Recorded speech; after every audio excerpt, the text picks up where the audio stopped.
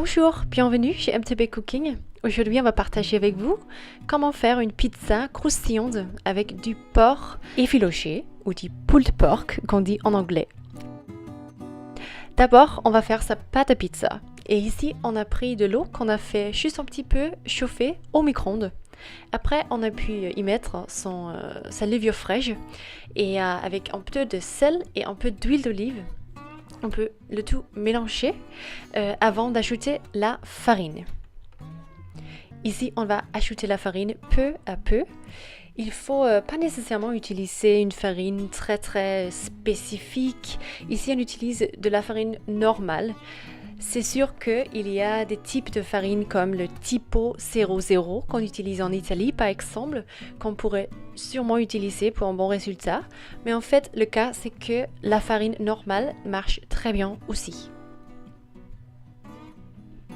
Et on va juste intégrer la farine au liquide avant de mettre le tout sur un plan de travail où on va bien pétrir sa pâte.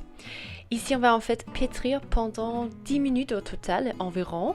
Et c'est vraiment pour s'assurer que la farine soit bien intégrée dans la pâte et qu'il ne reste plus de farine du tout sur les mains ou sur le plan de travail et que aussi la pâte ne colle pas. Du coup, on a comme ça rassasié sa pâte.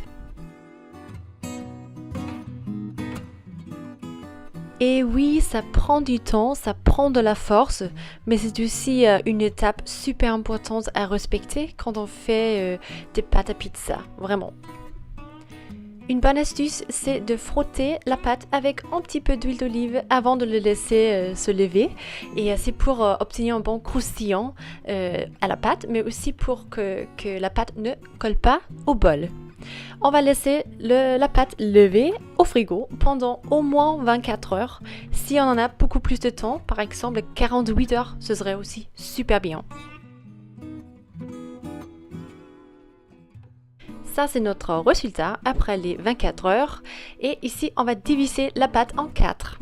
Ce qui est important à dire, c'est qu'on ne va pas du tout pétrir de plus. Ici, on a la pâte qu'on peut utiliser pour faire ces pizzas.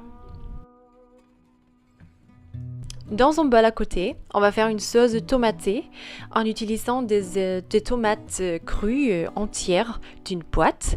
On va ici les concasser un petit peu, ajouter du sel, du poivre, un peu de vinaigre balsamique ainsi que de l'origan. C'est vraiment important avec le vinaigre balsamique, ça va donner un goût aigre, un goût un peu plus profond, on pourrait dire. Et ensuite, on va ajouter un petit peu d'ail écrasé pour un bon goût aillé, épicé, on dirait. Voilà une sauce super facile à faire. On n'a même pas dû la chauffer. On va maintenant rouler sa pâte à pizza.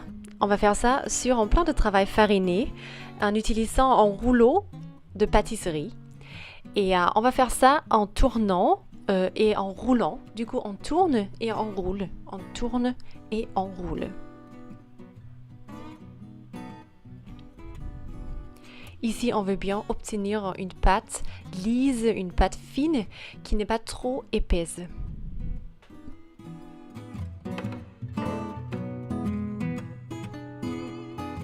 Ici, on a du pulled pork ou du porc effiloché qu'on a fait soi-même.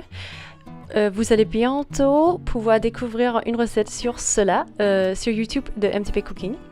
Et c'est en fait du porc super parfait pour une pizza parce que c'est bien possible de disperser le porc partout sur une pizza. On utilise une pelle à pizza, ici on l'a farinée pour s'assurer que la pâte ne colle pas.